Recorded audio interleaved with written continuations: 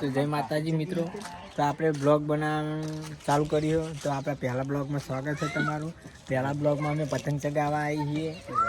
તો આપણા બ્લોગમાં છીએ દિનેશભાઈ, રાજપુરાના કિંગ, દારૂ પીનારા, પછી આર્યવરુણ જે રખડા અને 5 રૂપિયાના મસાલા જોન તો માગી, અને આરે ચીરો તલા પાસે રખતો હતો, તલા પાસે રખતો હતો.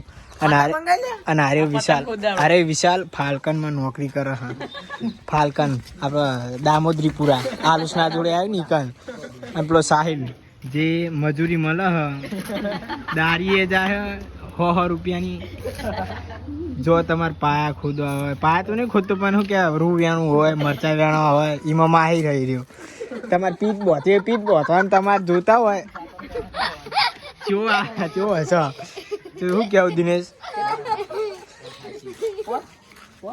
તો આપણે પહેલું બ્લોગ સપોર્ટ કરજો. તો જે આપણે પેમેન્ટ આવે આપણે દિનેશને પીવા આલી દેવાના. તો ભાઈ ફાઇનલી આપણા ધાબા પર પતંગ આવી ગયો ચોકથી.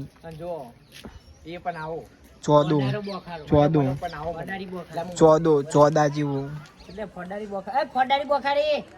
તો હવે પતંગ ચગાવવાનું થાય. દિનેશ તો જ દિનેશ નેચર જાય. હા અહીં તો જમણવાર ચાલુ હોય.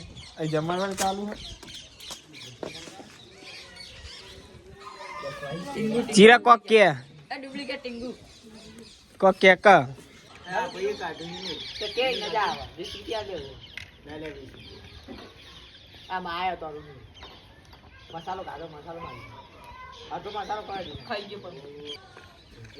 તો શીઠિયો તમને રજા ના હાલતો હોય તો નોકરી હું જખ મારા કરો હો નહીં કરવી પડે, ના છૂટું કરવી પડે. હા ખાવાની હેલ્પ પીવાના નહીં તમારી જોડે દેશી. તો જે ભાઈ આ ભાઈને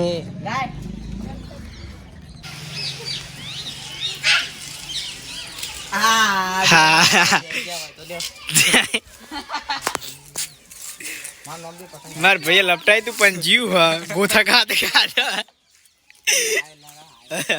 તો આપણે ત્રીજો પતંગ ચગાવી દીધો. પહેલો તો ગયો આપણો કાપવા જવાનું હ. દેખાય પતંગ ચો ગયો ના લે દેખાતો નહીં પતંગ લેવા દે.